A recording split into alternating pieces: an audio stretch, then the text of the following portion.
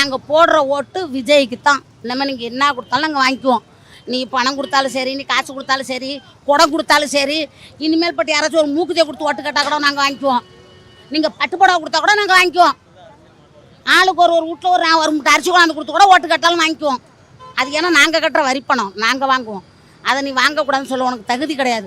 ஆனால் ஓட்டெல்லாம் இங்கே தான். நீலே போய் காட்டுருக்கா, சும்மா விஜயை பார்க்க ஒடியாடுறாவோ அந்த கூட்டம் ஓட்டா மரமானு காட்டுருக்கல. ஓட்டா மாற்றி காட்டுவோம். மக்கள் நினச்சா எது வேணாலும் நடத்துவோம். நாங்கள் நினச்சா தான் நீங்கள் உயர வர முடியும். நாங்கள் தூக்கி போட்டால் நீங்கள் குப்பை, நீங்கள் குப்பை. நாங்கள் நினச்சா தான் உங்களை உயர வைக்க வர முடியும். நாங்கள் நினைக்கலன்னா நீங்கள்லாம் ஒரு குப்பை தட்டி. இனிமேல் உனக்கு என்னத்துக்கு ஆகும்? இன்னும் 178 நாள் இருக்குது முடிய.